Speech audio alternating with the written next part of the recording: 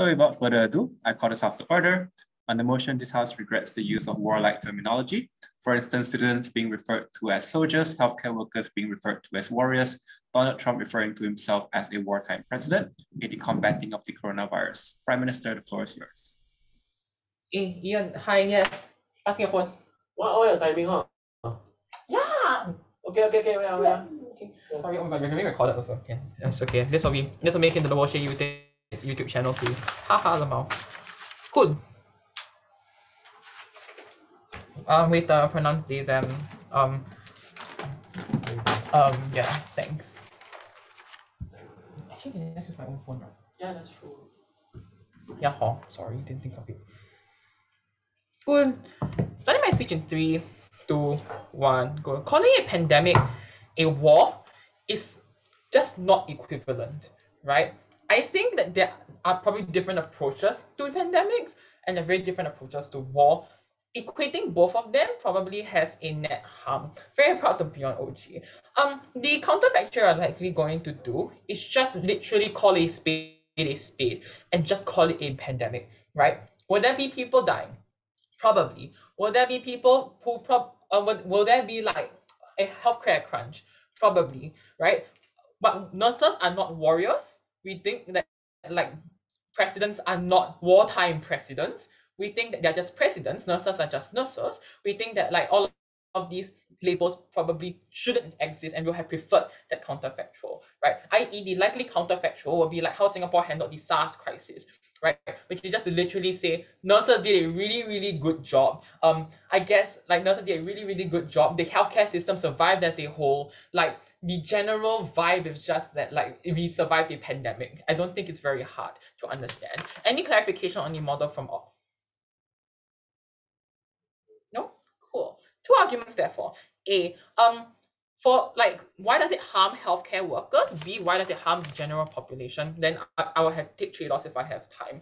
Why does this harm healthcare workers in general? I think like it's to be expected that healthcare workers are already exploited within the status quo for the very simple reason that societally it's seen as a menial profession. The physical and the menial jobs that the nurses do, things like, for example, clean the feces of people, for instance, inserting IVs, taking meds, serving food, are all things that society usually doesn't value, right? Not saying that these things aren't valuable, duh, they are. Without nurses, you're literally like dead, or without an IV, but usually the societal perception means that like we as a society unfortunately undervalue or don't care for nurses. We underpay and we overwork them because they are just seen as menial jobs, and that's just how society has played it out. I think that being said, that this particular terminology probably increases the workload for nurses to a breaking point, right? The idea of a war entails extreme amounts of sacrifice and higher amounts of duty. Thus, this means that the state uses this to take away rights of nurses further than they already have, right? Nurses now literally are overworked, underpaid, and are getting rights stripped from them as we speak, right? The very simple example I can point to you is my home country, Singapore, right? Because nurses are not allowed to take leave currently, right? Even for things like weddings or funerals, right? A recent like controversy that arose from Singapore is the fact that a nurse's father had died, right? But all the like, but the nurse, but when they were like, "Hi HR, can I have can I have some leave?" The nurse just like the HR just goes, "But you're in the middle of pandemic, so no," right? I think that this sense of duty probably worsens as a result, that a lot of the abuses now are further legitimized by this particular narrative, right? I think this necessarily also means that a lot of things just don't get through. I think this dehumanizes on a principle level, this dehumanizes the very people who are serving our country in times of need, right? We are treating the very people who are doing things like we are legitimizing the huge amounts of abuse that nurses already face on a daily and piling on more for the very simple reason that quote unquote they are soldiers, right? The second part of like wartime terminology is oftentimes it's just like if you think about soldiers, you think like disposable. Like sometimes like you think like it is your quote unquote duty. That is why they are also seen as disposable. Therefore, they can remove their rights because it's like a sense of duty to country, right? Cool. Second thing, and I think this is a more tangible impact, is the fact that nurses just resign, right? Most nurses just resign when they are subject to more abuse, because unlike the army, nurses can literally leave. They don't have the leash that like most people that like the army has on their various soldiers, right? They can easily leave for the very simple reason that like their skills are oftentimes transferable. So home aid nurses, right? Things like, for example, customer service, right? Things like, for example, like customer service, like or like in hotel staff, for instance, right? You're likely to leave in the middle of a healthcare crunch to the point in which you're not given your rights. I think that's even more terrible, to the point in which that like you are in the middle of a healthcare crisis. Second, people panic, right? Why do people likely to panic? I think the characterization is that in a pandemic, you're already on edge. So like you're already like before I move on, yeah, I'll take the POI. If the state thinks soldiers are disposable, why does the state allocate so much money to the army? Okay, so like you see how there's a problem, right? So the state allocates a lot of money. It goes into like expensive planes, tanks, millions of soldiers. If you spread out the money, it costs a lot to maintain an army. So like, is it very hard to understand that like soldiers are treated really, really poorly in status quo, and oftentimes have to eat things like rations, like, and benefits are usually not enough? Cool. People panic. Why are people likely to panic, right? Like, I'm not sure. I think like basic human rights, by the way, just a response to that POI, basic human rights are just like like to keep them alive is just like, very costly. Characterization, they're already on edge, like they probably already means that the gravity of the situation is already very high. Three impacts therefore. The two impacts therefore, right? The first is like irrational behavior, right? So things like, for example, panic buying, right? Because we're in the middle of a war, we need to stockpile, right? That is the first thing that like most people came to mind. That is why there was panic buying of like things like toilet paper or essentials, right? Which generally meant a net negative outcome, because like in the irrational behavior led to things like, for example, people just overthinking people go back to their feral instincts, and then from there just like follow it, and therefore not leave it just leave a whole mess, right? I think that the second is just it just increases the amount of stress within an already stressful situation. So like your already terrible mental health probably worsens. Last thing to note, I think that it is probably and I think this is something that's very interesting here, is that it's something that's expected, right? Like within a war, like many people the reason why the reason why a lot of people, despite facing scientifically speaking, by the way, has been done by recent research. The chemicals of our brain and the structure of our brains has actually physically changed because of the pandemic, where it's a lot more susceptible to stress. The reason why we're okay with this and why we still move on with our lives is because we think, well, it's a war, it's expected within a war, without actually doing the necessary follow-up in order for us to actually function, right? I think to the point in which there's a high amount of neglect for your own mental health is to the point in which it deteriorates as well. For all of these reasons, proud to be on OG. Thank the Prime Minister for that speech, and you the floor to the next speaker, Leader of Opposition. Here. Yeah, can somebody confirm whether I'm clearly visible and audible as well? Yep, audio and visual are fine. All right. Hi guys, my name is Pranav. I'll be going as the leader of opposition for this round. I'll be timing myself as well. Prefer gender pronouns he, him. I'll be taking POI strictly through the chat, preferably in the 5th minute. Whoever is giving the timestamps, please give me an extra timestamp for when I complete 5th minute as well. All right. Starting my speech in 3, 2, 1. All right, panel, before I actually begin with my constructors on why we believe that it is actually more important for us to go for a war-like terminology in a situation like the pandemic, I think it is very important for us to sort of characterize and sort of deal with what the case the government has presented till now. The government has gone on and given a very textbook definition of what a pandemic and a war-like situation looks like. And I agree with the fact that on paper, these two situations aren't comparable.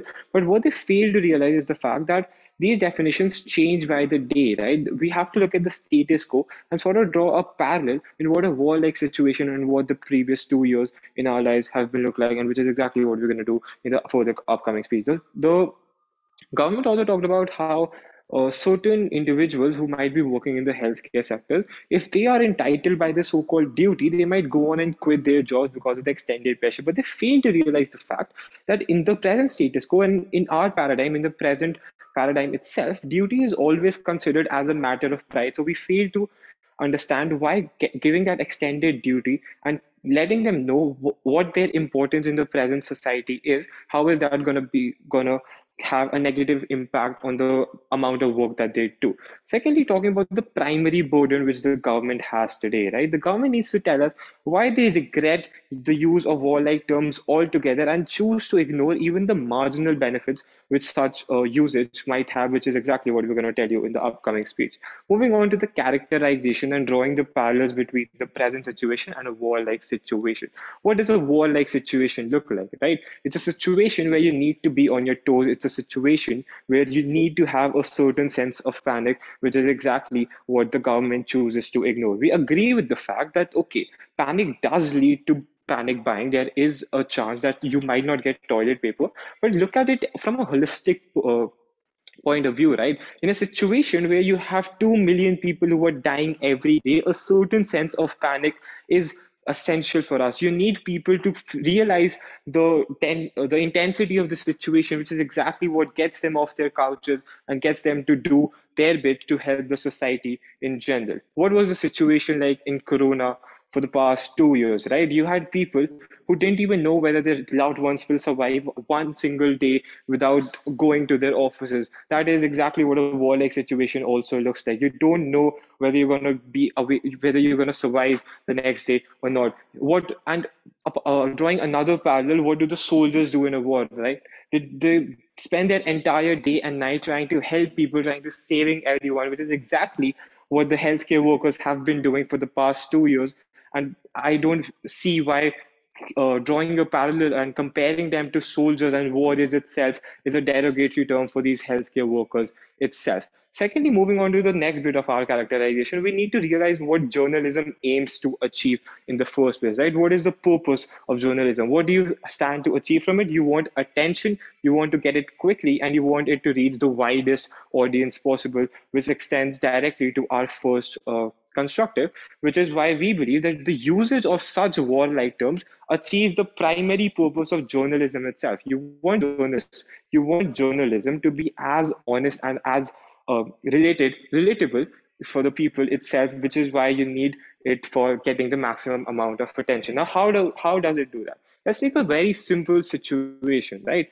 What are you more likely to read once you get the newspaper? A heading which says that 5 soldiers died in a car crash, or that or that healthcare workers aren't getting their fair share of pay, right? You'd obviously read about the soldiers because of the fact, as a society presently, we have been structured to associate a sense of respect and duty with these soldiers, which is exactly what these primary healthcare workers have had in the previous 2 years, which is why we believe that comparing them is not a derogatory term, but actually glorifies their work even more, which directly stems to our next constructive on why we believe that usage of such words actually brings about a societal conditioning.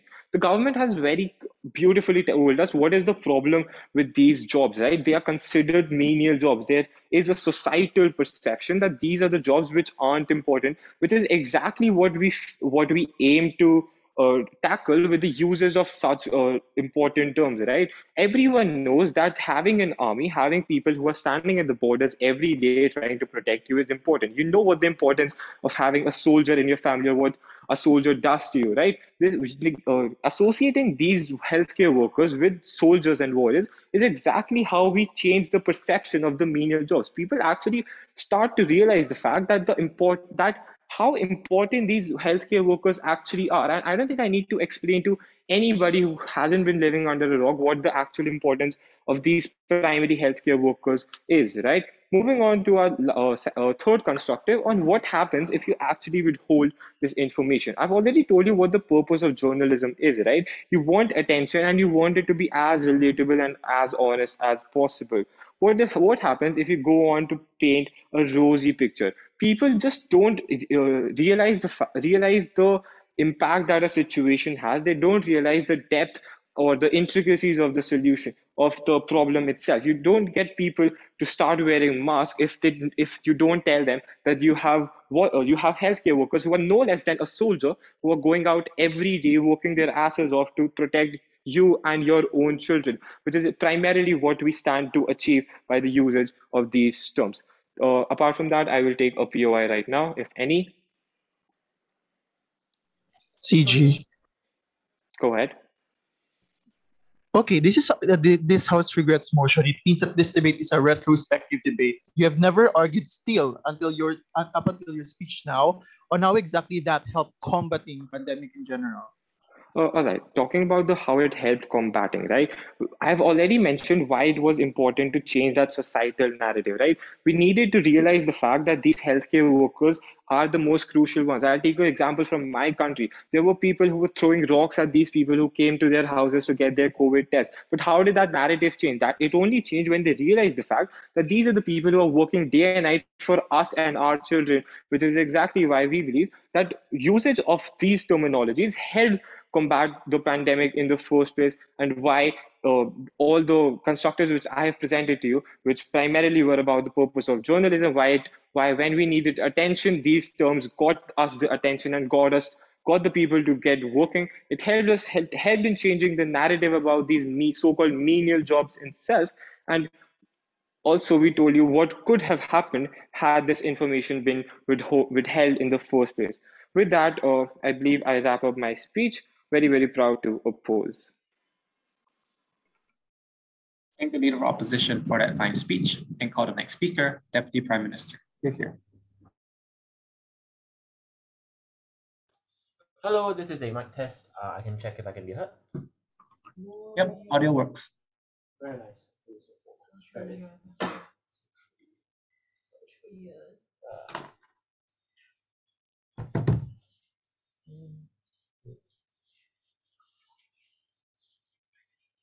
There are going to be three questions that I'll answer in this speech. Firstly, which side helps healthcare workers? Secondly, who gets more and better attention and how people react to it? And thirdly, whether this leads to more xenophobia, hopefully stealing the closing extension. So firstly, on the idea of who helps nurses. The opposition told us that in their world, nurses are seen as more respected and more lauded, and therefore this helps them. We point out that there's a complete lack of mechanization between lauding someone and respecting someone and then helping them. Notice that a lot of the times, individuals who are seen as heroes are neglected completely in our society. The way soldiers are treated, for example, in terms of the sheer number of homeless veterans left on the street despite being heroes in Vietnam and Syria and Afghanistan, etc., probably indicates that our society sees someone as a hero as a replacement for actually tangibly helping them. We point to the example of clapping for nurses, for instance, and then forcing them back towards 12 hours, 24-hour shifts. You say in all of these instances, there's little to no mechanization to show that lauding someone as a hero leads towards helping them in a tangible way. Oftentimes it's the opposite, right? The more society sees individuals as heroes, the more often it's being used as a justification for either A, you're already seen as a hero, now do your job, or B, heroes are supposed to make sacrifices anyway. To be a hero, you must be able to get on with it and save lives. But presumably the way you save lives is by neglecting your own physical and mental health. There are three impacts to this. Number one, on an individual level, it's just absolutely terrible for you as a person. Imagine 24-hour shifts, angry individuals screaming at you all the time, dealing with literal human filth at all points of the day, almost dying or never being able to be given proper PPE equipment. All of these things are harms to you as a person, is intrinsically harmful. But number two, as a result of that, the quality of care you give deteriorates. When the sister is a nurse and has not slept in 48 hours. Imagine her putting an IV drip in an old person, right? In all of these instances, individuals are just completely physically incapable of providing care as a result. We will say that therefore, nurses are not just worsened in themselves, but their ability to provide care at all is just far, far worse. And then thirdly, you're likely to quit. And then the op told you that, don't worry, your duty and sense of responsibility means you won't quit. I'm sorry, if on the floor crawling, my duty and sense of responsibility won't mean anything. If I physically cannot go on, I will likely quit because the only alternative is me throwing myself out the window, right? We will say in all of these instances, individuals' duty and sense of responsibility won't help them if they're physically, intellectually, and mentally exhausted. I'll take your POI. You talked about how long shifts can be a decentralization for people to actually work. Had that been the case and had people been afraid of long working hours and dingy working conditions, don't you think we wouldn't have had any army or soldiers in the first place? We literally conscript soldiers and force them, or we trap them when they're poor. All of these things are also very harmful and toxic. We should probably stop doing that. And the idea that you should extend that to your healthcare workers, probably not a good idea. Yeah. So I'm moving to the second. 14 minutes of conscript. Anyway, I'm moving to the second issue in this debate: who engages individuals more effectively and rationally? The op tells you that we have to engage people with extremely sensationalist language because that's the only way to get their attention. A couple of responses to this. Number one, we think that a global pandemic is also pretty attention getting, even if it doesn't lead towards you feeling as emotional. The fact that, for instance, governments are starting to do things like implement bans on travel, the fact that you cannot go to school, all of these things will probably get your attention pretty hard and fast. The fact that governments are putting themselves on national TV and addressing all of these things. We think all of these things are things that governments do anyway because they don't want their people to die en masse. Like mass graves is still pretty bad for the economy, for your society, and for your popularity. All of these things are probably things the government will do regardless, irregardless of how panicked people are. But we point to the idea that the more panicked individuals are, the less rational the responses are to this. And notice that this is a very, very dangerous step to take for so many reasons. Number one, the panic state of mind is not a healthy one to begin with. The fact that, for instance, after the start of the pandemic, scientifically people are getting way more depressed because and way more anxious because their brains are going into a wartime state. Number one. Number two, there's an us versus them mentality when they're thinking about themselves versus other people. This means, for instance, going out and trying to buy out drugs, for instance, of valuable drugs and valuable healthcare equipment. This looks like them buying out masks, leading them towards being mask shortage. It's not just toilet paper, guys. There's other stuff people buy up in the pandemic that could be really dangerous if you're a person who needs more disposable masks or more cloth masks for whatever reason. In all of these instances, the panicked act of individuals as a result of this narrative hurts your ability to deal with the pandemic in a very tangible, straightforward way. In the opposition world, people are wearing masks that are falling apart or refusing to do it at all. And that brings me to my next impact, right? The fact is, the more panicked people are, the less trustful they are of the government a lot of the times, right? The fact that you think that you're into a wartime situation and something wrong is happening and people are yelling all the time, while there isn't really a physical conflict going on, probably means that you're less trustful of the messages that your government sends out. This leads towards, for instance, larger amounts of conspiracy theories, larger amounts of distrust, larger amounts of anti-mask rallies, regulation rallies. In all of these instances, the distrust and the narratives of war engenders individuals to become more and more distrustful and thus less willing to comply with the regulations in the opposition's world in their best case. In terms of getting people's attention, we think the fact that every single newspaper in the world is reporting on the pandemic probably means that you'll probably get people's attention as well. Governments also have a strong incentive to do this. On our work, we get people to react more rationally, which is just far more important in this debate. So, my extension, I will tell you why this leads towards large amounts of xenophobia to the most vulnerable individuals in a society. And this is not just individuals who are, for example, so why is this the case? A bunch of groundwork. Number one, a wartime probably means that there's an enemy, right? The idea that you are at war, fighting to be united against something. In the instance of the coronavirus, the obvious enemy is Asians, right? The fact is Donald Trump said he was a wartime president against the Chinese virus. The fact is war necessitates an enemy that you're fighting, that you have to combat, and you have to be united against. Furthermore, on a rational level, you want to blame things on something if there's a war. The fact is, if you're fighting someone, you have to put a human face to the virus, something that leads to a larger amount, something that like the war climate rhetoric lends to. What's the mechanization therefore? The mech is that this leads towards more xenophobia towards individuals. Either this is spoken xenophobia, when people feel unwelcome because of slurs or because of hatred,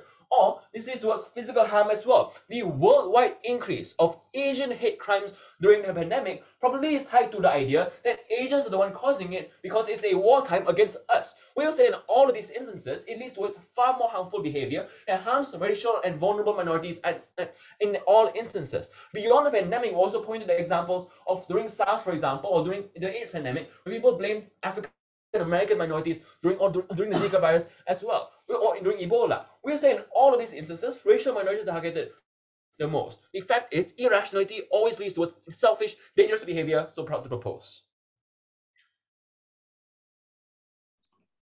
Thank the GPM for that speech and yield the floor to the next speaker, Diallo. Here. I will take 10 seconds to collect my thoughts and then I'll give a countdown before I begin.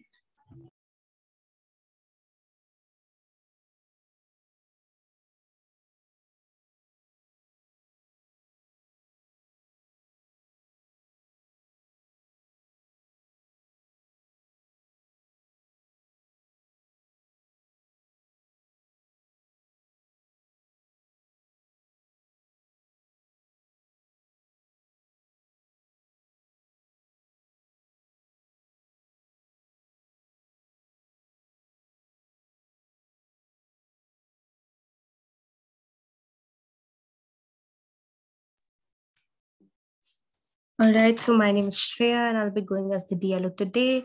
My preferred personal pronouns are she and her, and I'll take POIs strictly via chat. I would strictly not prefer anybody unmuting for the POIs right in the chat, and I will recognize whenever I get the time to. And I will be timing myself to starting my speech in 3, 2, 1. All right, panel, this is how I'll be structuring my speech for the next 7 minutes, 20 seconds. I will begin with certain rebuttals for side government, and then I will extend on to my personal, on the constructives offered by my LO. Now, firstly, the clashes the main argument has been how the perception of nurses and doctors are in the country, and how that has been a very half-baked lacking mechanization, and the side government has failed to relate it back to the motion. The question that I have is, before the panel and side government, is how not calling them soldiers or not calling them warriors will mitigate the glooming situation of the nurses. How will that happen if they weren't called warriors, if the nurses weren't called warriors in retrospect, if the nurses weren't called warriors in retrospect, in fact, will they suddenly start getting good treatment and respect in society? The side government has clearly failed to tell us that how suddenly they will start having that sort of respect and that sort of good treatment if they weren't called warriors or soldiers in the society. Now, even if I agree that nurses are treated badly and exploited in the country, which might be true, but on our side of the paradigm, we tell you that if you call them warriors or soldiers, or like if you glorify them in that sense, they will get that sort of good treatment. They will be put on the pedestal by the people, by the public, because it is a common perception amongst public that soldiers and warriors and people going to the wars deserve that sort of respect because they are contributing to the country and contributing to the people of the country in that way. So that benefit is actually on our side of the paradigm and not theirs. Secondly, they kept talking about how it will push people into a situation of panic. But wasn't it important in retrospect to push people into a situation of panic, to get that sort of fear, get that sort of anxiety, to stay at home? Because there is a tendency for people in the current status quo. Let's not take a utopian world where you tell people that no, I don't want to that if you tell people that, oh, there's a virus out there, people won't actually listen at one go. It is important to tell them, to tell them in those ways, in war metaphors, that you have to stay at home. If people are panic buying, if people are buying masks in panic, how is it wrong? It is important. This marginal benefit of making people stay at home, the situation was very, very serious. It was very serious, as characterized by my LO in his beautiful characterization that he characterized, that it was important. The situation was very extremely serious. So it was important for in the beginning, it was very important to create that sort of panic. So, thirdly, it was the clear audacity of government to straight away declare the enemy of war as Chinese people. That was not. It's a clear misinterpretation of the enemy that we were fighting against. All the countries, again, in retrospect, as I'll quote, we saw French president that said we are at war with the common virus while announcing the lockdown measures. British PM Boris Johnson declared that his government would have acted like any other wartime government in the face of this virus. All of this in retrospect worked to.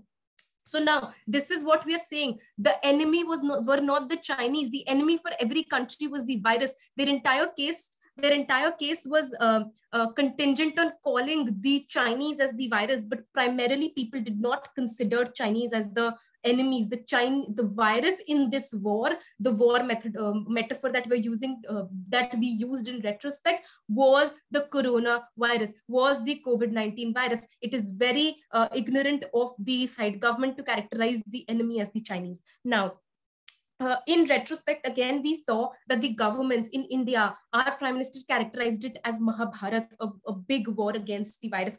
All of this, as we see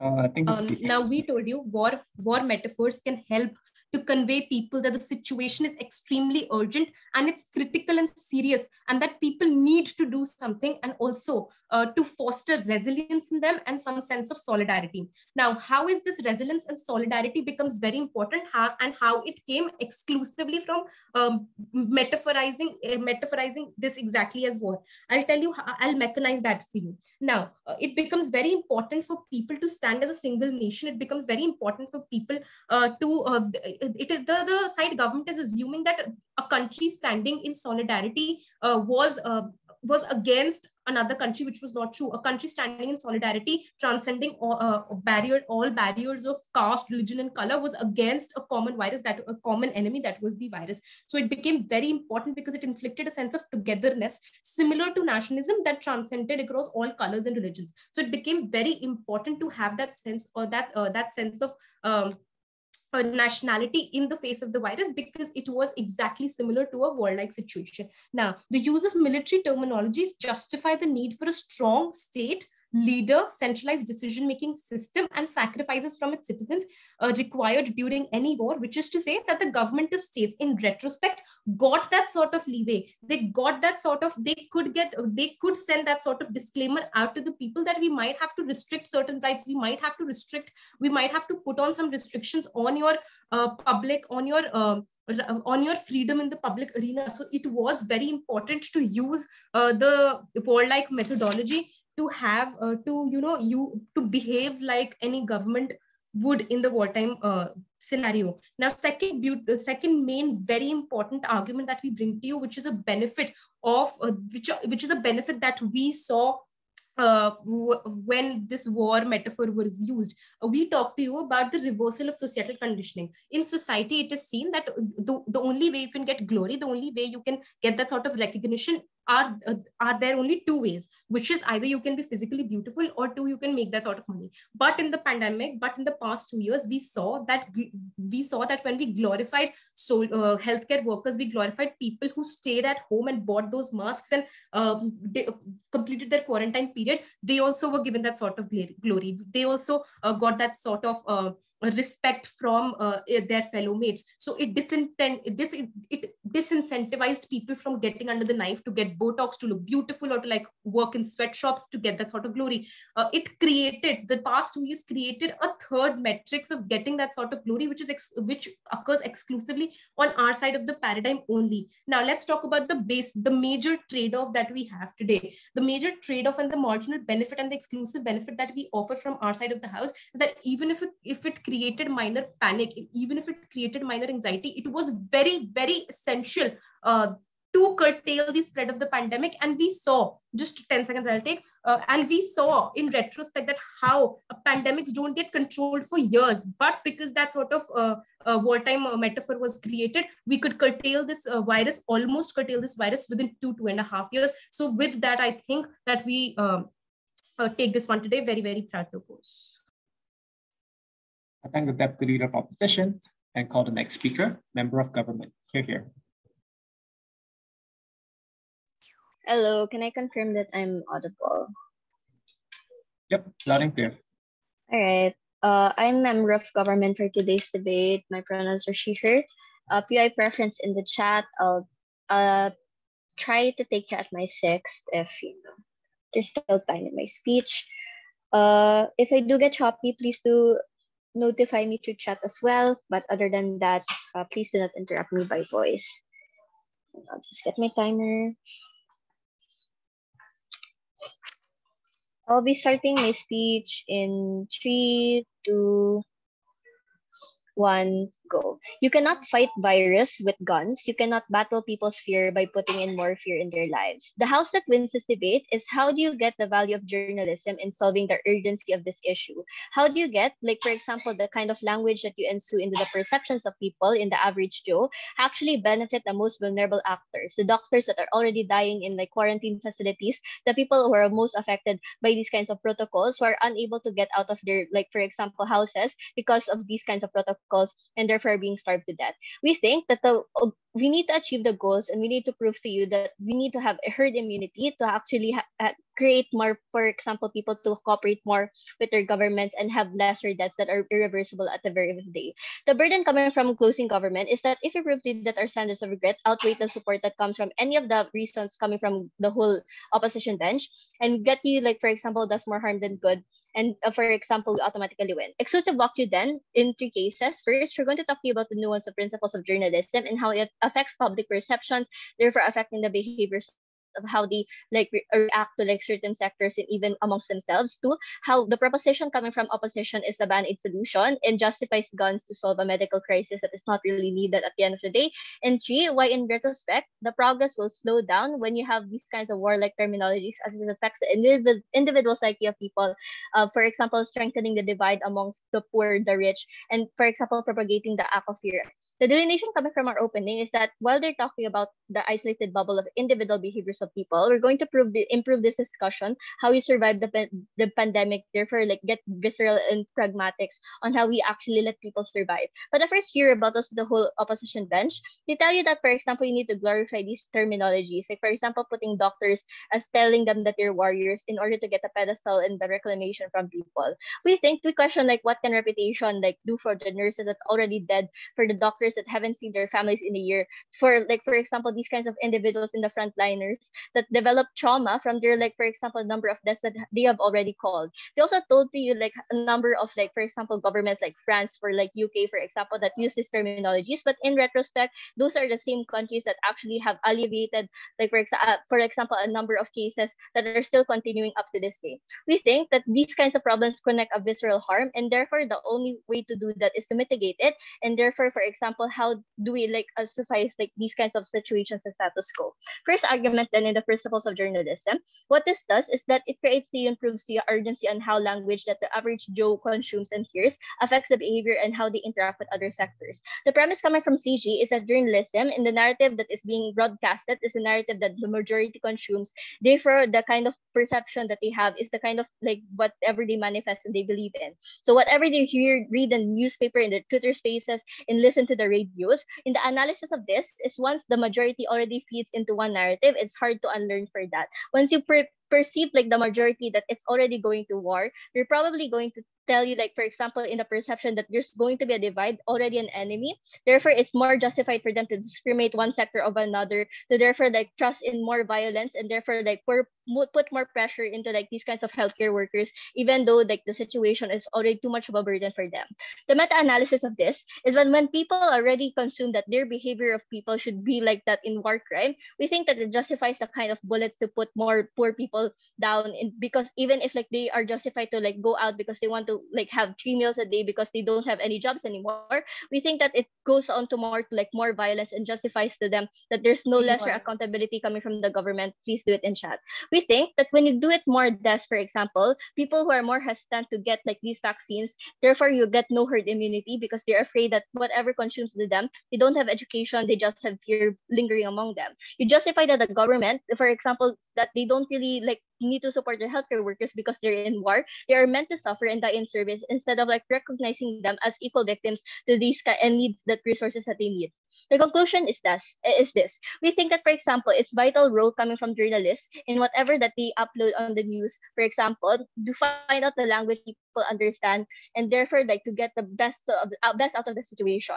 We need education and not fear. We need war, but frame this as a medical crisis that does not have an enemy, just for example circumstance. We need that, for example, that coming from closing gov, that you ought to have this in a human lens. Second level of argumentation, why is it a more effective method than warlike terminologies? In the premise that the effects of the perception shifts the reality, in the nuance that the perception also used to justify the actions of government and the policies that they offer. In the analysis coming from closing gov, when you frame for example these kinds of events as a war, you justify the violence, the death that does ensue that can be solved by other means. Countries with strongman leadership that use these warlike terminologies have, like, for example, have countries that are the same countries that justify the killings of poor people who only go out to like for fend for their families because they don't have jobs anymore because they've been let through, like, for example, their employers. These are the kind of countries that justifies the death of healthcare workers and actively support shaming them if they settle on to leave and try to like go to their families for like for example, and you also justify that the solution for these problems is more violence and more death. The meta-analysis, you cloud people's these kinds of people's perception, those policymakers, that what we need more is like military approach to get on like the fear of people and therefore force them to do whatever you want. In the case of reality, right, that's not the case. You rather would fund like the frontliners in hospitals. You would rather give support to the kind of educational awareness that allows people to get those vaccines and actually get herd immunity at the very day. We think that is possible because you paint them as vulnerable rather than invincible. What this does is that you push the urgency for government to help them. You push the public outcry to support frontliners rather than imposing fear among them, or rather than shifting the blame to frontliners not saving your family members at the very end of the day. You secure them the protection and treat them as equals to the victims of this crisis. You provide more compassion to them instead of like martyrdom that is, for example, justifiable at the very end of the day coming from their side. But lastly, why is this the only way coming to solve this crisis, and why do we do it effectively coming from CG? We think that war affects people because one, it creates a divide. That, for example, the kind of war that you know is like, for example, these kinds of countries battling each other and having a tangible enemy. But the premise is the enemy is not tangible, but it's a virus and not the people who are affected. When we enforce ourselves to these warlike terminologies, we're creating a divide that justifies people discriminating one another. That poor people deserve to die because they go out of their houses, rather than justifying their behaviors and trying to have the capacity of observers to observe the situation. But you also propagate the kind of fear and the kind of vaccine hesitancy. Instead of educating them, you point guns at them and force them to like have these kinds of substance that are unable to, like, for example, out of their consent. We think that the case analysis of this, the countries that have the shifted to new normal do not have the use and the urgency to go to war or have guns to let people cooperate. The people, like, for example, New Zealand, for example, are already here, already have lesser deaths upon themselves because they have these kinds of warlike terminologies. They don't have these kinds of things, and therefore they provide to you you get to save more people, and therefore you get to have like, for example, more irreversible deaths coming from our side. We think that coming from Closing Gov, we're very proud to propose things. I thank the member of government and yield the floor to the next speaker, member of opposition. Here, here.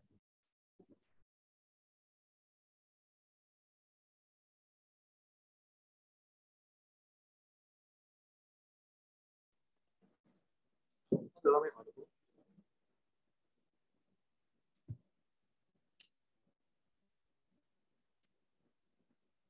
Hello, sorry, hello. Am I audible? Audio's a bit soft, but I can hear you. I think I'm loud when I speak, so yeah. Hi, I'm Yeshua, pronouns he, him, AOI is true voice. Starting my speech in 3, 2, 1.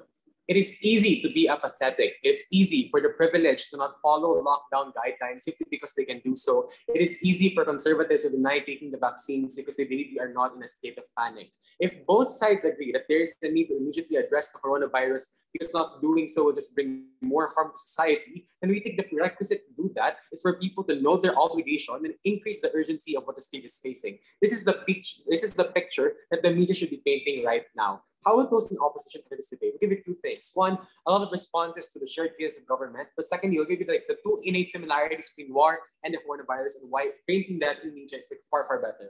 On to the responses. On OG's claim about, and the shared goal of OG, of government side about the claim about healthcare workers being overworked and abused.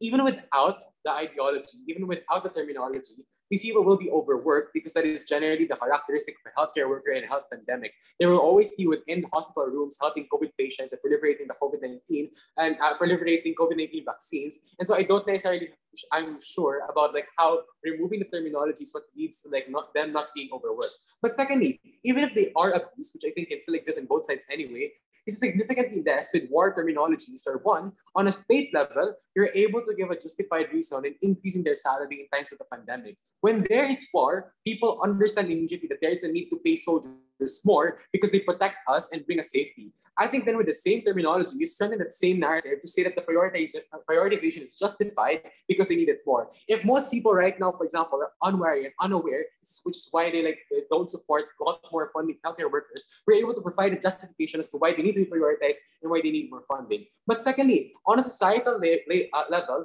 you're able to strengthen the ties between the civilian and the health sector.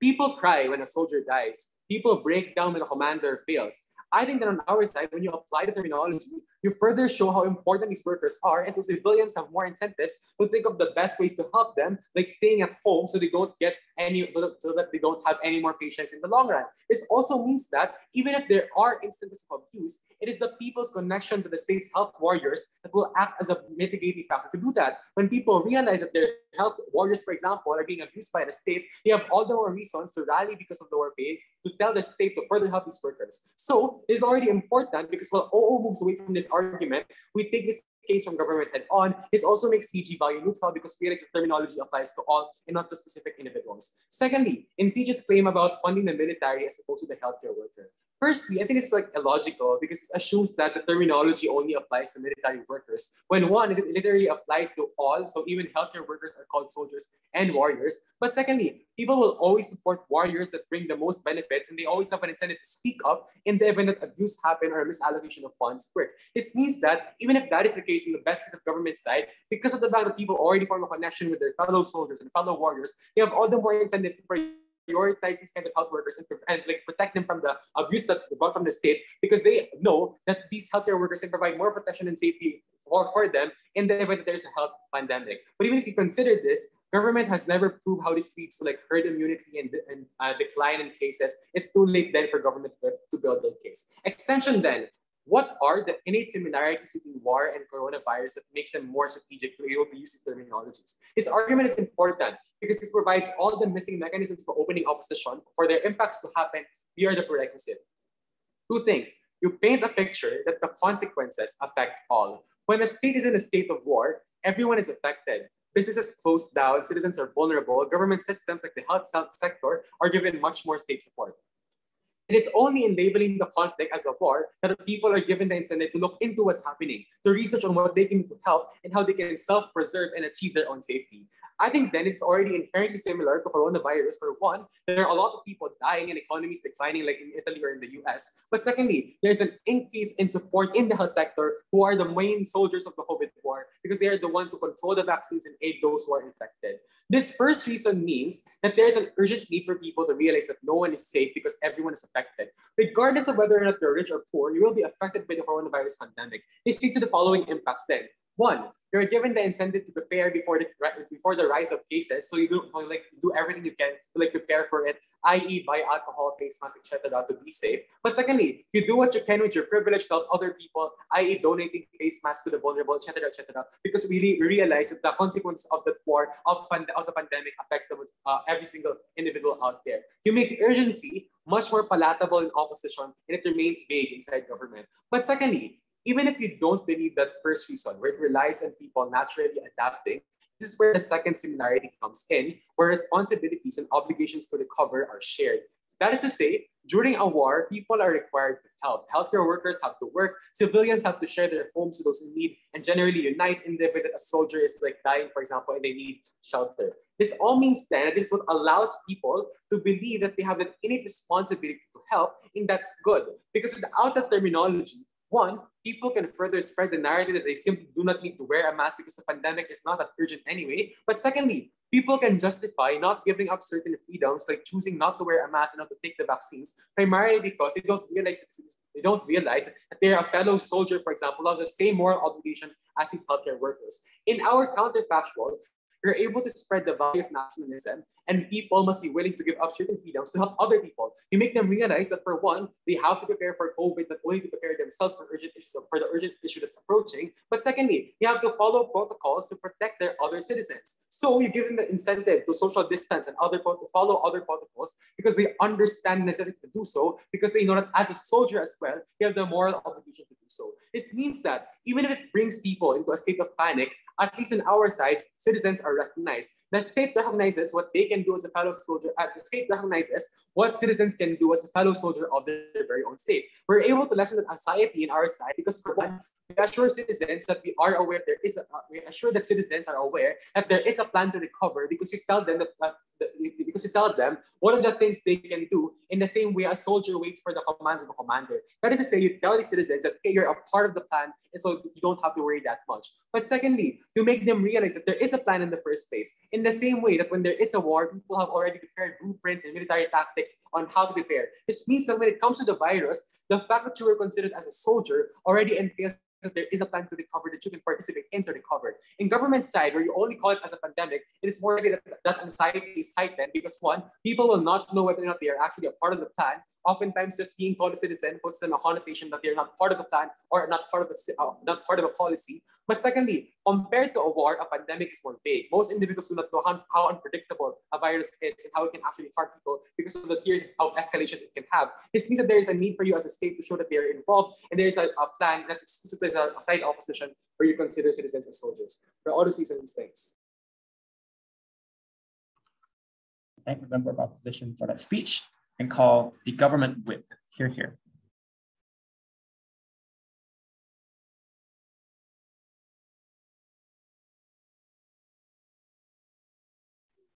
Hello, can I be heard?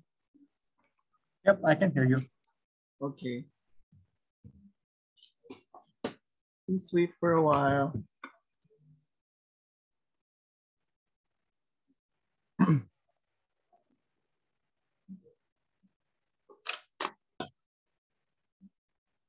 Before we start, we would like to thank the organizers for giving us the opportunity to debate for a scholarship grant. It really means a lot.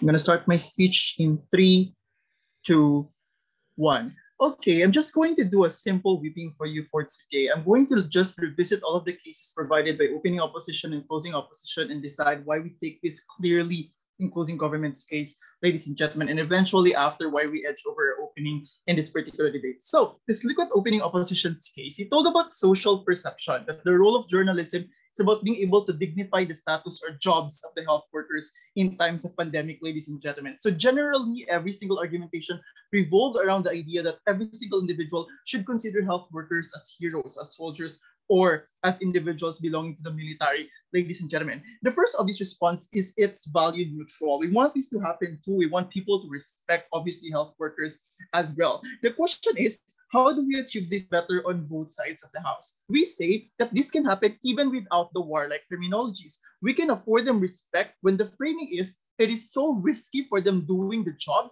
because COVID kills, and you as a medical personnel is not an excuse to this, even if you wear PPEs with so many layers on your body. It's harmful on their side, ladies and gentlemen, because you are always confronted by the comparatives with that of a real soldier's characterization.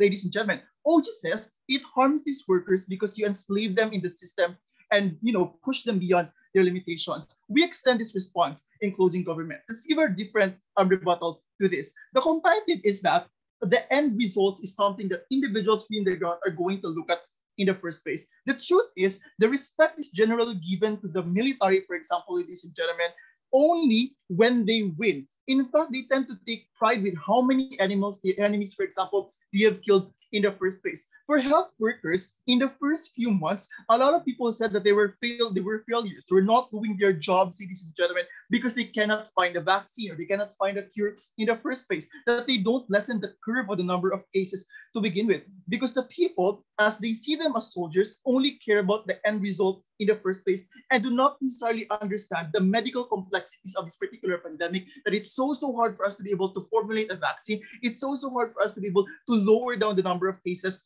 ladies and gentlemen, and the members of this house. With that alone, we win this exchange in terms of the role of journalism coming from opening government, because we see that their value is not exclusive, but we see in opening opposition, we also win this over opening government, ladies and gentlemen, because we said that this is the precursor for the pressure that's going to happen because social perception, for example, ladies and gentlemen, is something that's needed first in order for us to be able to get that extension under our side of the house, ladies and gentlemen. So in terms of the framing of this role of journalism, for example, ladies and gentlemen, and members of this house, we better achieve it under our side of the house, because technically, in terms of responses towards the comparison between a health worker and a soldier, for example, ladies and gentlemen, in general, and sadly for so many reasons, people only care about the end result. But let's push the analysis further on social perceptions, ladies and gentlemen. We don't think that it's always about respect that people accord towards these particular individuals, ladies and gentlemen, who are deemed to be soldiers, who our military personnel, ladies and gentlemen. I'll accept that through the PUI through chat later on. So usually soldiers are being peered upon, ladies and gentlemen. A response to the social or communal restrictions being, better followed as an argumentation coming from opening opposition in this particular debate. Notice, after a few months, some people decided that they wanted to go out of their houses because otherwise their family will starve to death. Coming from closing government, we said that there is a viscerality from journalists in this particular debate, ladies and gentlemen. We said that the framing coming from the entire opposition bench causes divisiveness. I said through chat, please. We say among people, ladies and gentlemen, and members of this house, you create divisiveness within individuals in order for them to be able to consider which particular individual is an enemy and which one is individual is a friend of the state, ladies and gentlemen, and members of this house. Because people are forced to pick an enemy when there's going to be a war in the first place. And sadly, with war terms, ladies and gentlemen, you don't usually treat the virus as an enemy. You use people because these are individuals, for example, who got the virus because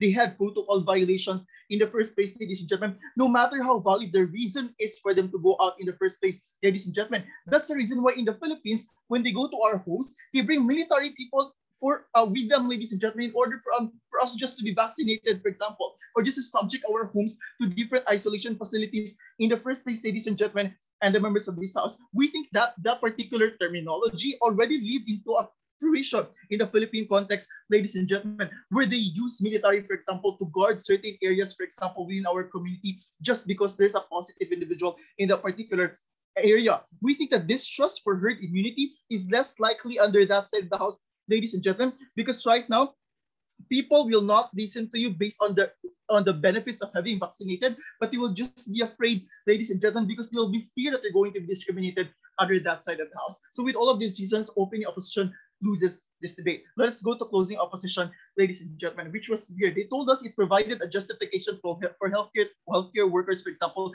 to get more benefits coming from that particular state. Ladies and gentlemen, I'm sorry, you also live in the Philippines, you know it's not true. The promise of the government to give 10K incentives for hazard pay over these particular individuals, ladies and gentlemen, only resulted to 5K being received by most individuals who belong to the particular front line, ladies and gentlemen, and members of this house, because there was a time that the framing was, it's okay that as warriors, it was your duty to deprioritize yourself and prioritize the health of other people, ladies and gentlemen. The state always uses this particular framing in order for them to be able to forward the idea of sacrifice in behalf of these particular people, ladies and gentlemen, and the members of this house. Nextly, they said, well, right now you forward the idea that since in war, for example, that everyone is affected, ladies and gentlemen, that everyone can make and should make a participation towards this particular fight, ladies and gentlemen, and the members of this house. The first level of response is that no, we have different levels of being effects of war. The ability for the rich people to accept these particular damages, ladies and gentlemen, is completely greater compared to the ability of the poor to accept the damages.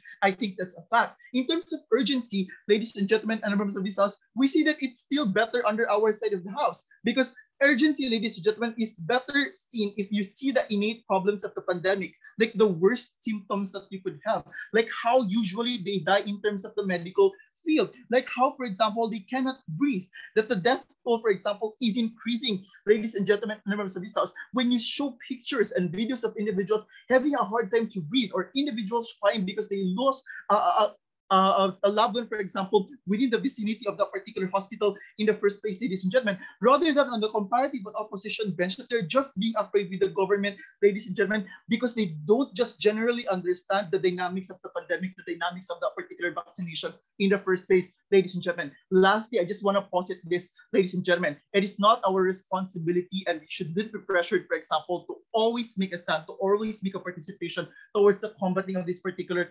pandemic, ladies and gentlemen. It began with the failure of the state to be able to regulate. It's the failure of the state that they were not able to close down the borders first. That's the reason why we say you should not treat anybody as an enemy, but treat the virus as a disease. Thank you. I thank the government whip. Now calling on the final speaker of the preliminary rounds of this tournament, opposition whip. Here, here.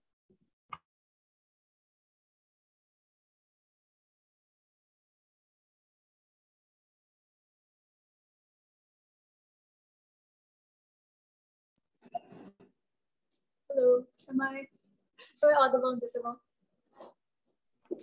Yep, you are. Thank you. prefer POIs through chat. If I don't acknowledge you around the 5th minute, you could raise it verbally then.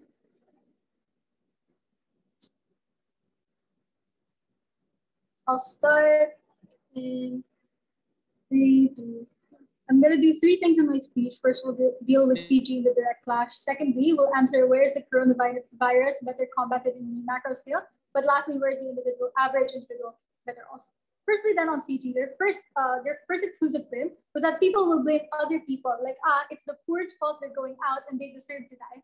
This is not true at all, because in the instance of a war, the mentality is that it is our state against a different state. In the instance of a pandemic, the mentality is that it is our state against the virus. Meaning, we'll take all of MG's value-neutral argumentation to say that journalism is good at shaping public perception and say that the same principles apply to the way we inform the public about how they are part of the plan. For example, like Yeshua already told you. We'll discuss this later in the issue as well. But their second claim was that more people will get vaccinated. But this is an assertion, because notice, why are anti-vaxxers a thing in the first place? It's because people can necessarily doubt science. This is why we have flat earthers as well. But what people cannot deny is war. When we hear the word war, we already know that it's bad. When we hear the word war, we already know it's real and we know that it's like destructive. So people in status quo do not believe in science because, as previous speaker says, they cannot understand it. But war, we do understand that it is bad. We do understand that there are things that we can do to stop it,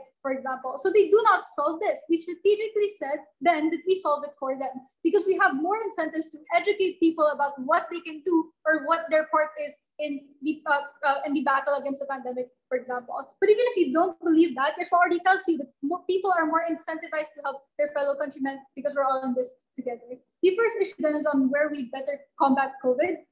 This is the most important issue because this will affect the majority of people, obviously. Our take then is that we told you we are the clearest team to paint what war terminology actually is and what it entails. Because Yeshua told you about, what did Yeshua tell you about the state? 3 things will happen. Firstly, there will be more funding for education and safer policies, because he told you that the consequences affect everyone, and this will be made clear by media, by journalism. So sure, people are scared, but people are scared into self-preservation. This is good because people are scared into following protocols. People are scared into buying alcohol. This is good because obviously, if there are less people getting sick because they're taking care of themselves more because they know it's bad, for example, to go out, then that's less hours that healthcare workers need to work. This transitions into the second thing that Yeshua told you, that there's more protection for healthcare workers. OG claims, and CG claims also to an extent, that nurses will be valued less when we use the language that entails greater sacrifice, such as war language. This is not true at all. Nurses sacrifice because of the nature of the pandemic to be demanding of their time. The same way soldiers only eat rations during the war because you can't necessarily tell your enemies to stop shooting at you while you make yourself a hot meal. Meaning on either side, there will be sacrifice and there will be harms to the nurses. This motion cannot necessarily solve that. But Yeshua already tells you that there are enough similarities between wartime and the health pandemic to make this language use legitimate. But we took it a step further. Not only is this language correct, but it is effective. Because unlike Bob Bench, let's argue realistically. The state loves the army. We spend so much money on planes than we do on education. We have Memorial Day for veterans. We literally say thank you for your service every time we pass by a soldier. This is important because it's untrue that we just see them as heroes and move on. And an OG claim echoed by CG, because we have the incentive to also equip them better. Notice that no government will wage a war when they have a huge losing possibility, because they don't want to kill citizens just because. The state minimizes the death of their soldiers and stray citizens as much as they can during wartime, because even if you don't believe that states aren't that heartless, there are 3 mechanisms to say that the state will not do this. Firstly, the state obviously does not want to lose manpower. This means less productivity. This means like a worse economy, for example, or even just like less nurses. Secondly, the state does not want a bad image attached to their state. Obviously, if they are killing citizens because of neglect, the state loses political power, more people will protest, etc. I don't think that the government wants that. Lastly, and most intuitively, in the instance of a war, we understand that we need soldiers to live. So in the instance of a pandemic, we understand that we need health workers to live. The state will not just call them heroes and move on, because if their heroes do not deliver, they will die. Meaning, no, they do not target people, they target the virus, because targeting the people will leave the state worse off for those 3 reasons. Proposition cannot win, sorry. The last thing that Yeshua said then is completely exclusive from Yeshua. We're more inclined to look at the effects of the pandemic as a whole. I argue that the pandemic is an economic crisis as much as it is a health crisis. But without this wartime language, we see the pandemic only as a pandemic. Because here's the important context from Yeshua. He tells you that the state understands that the aftermath of war means that we also have to be prepared politically. We also have to be prepared economically, because the aftermath of the war is not just limited to how many citizens die. It's also nuanced to how your state will cope after the war, for example. This is important then, because waging a war means that we also have to be prepared on all these grounds and all these sectors, meaning that we are more prepared in terms of other crises that might occur. This is important because the sustainability of benefits only happen then on CO when the state has more incentive to better the state mechanisms and better state institutions under our side. This outweighs OO because they talked about the individual benevolence, but we talked about state mechanisms that affect the majority of people. What is the second issue then, on where the average individual is safer from COVID?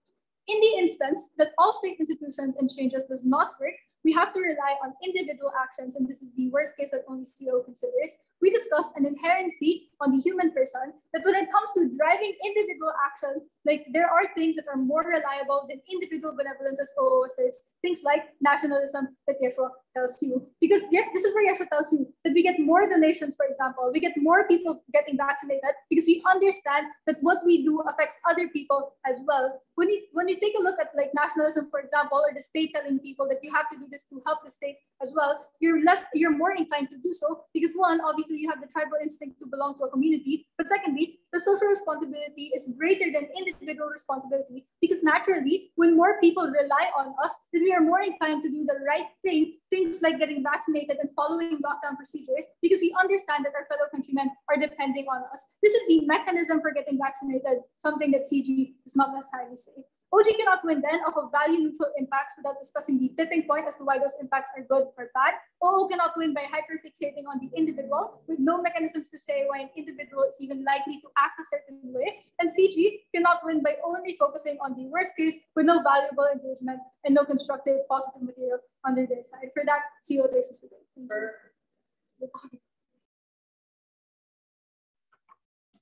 I thank the opposition whip for that nice speech. I thank everyone for a great debate as well. So this is a silent round. You won't be getting the results. So all the best for the breaks.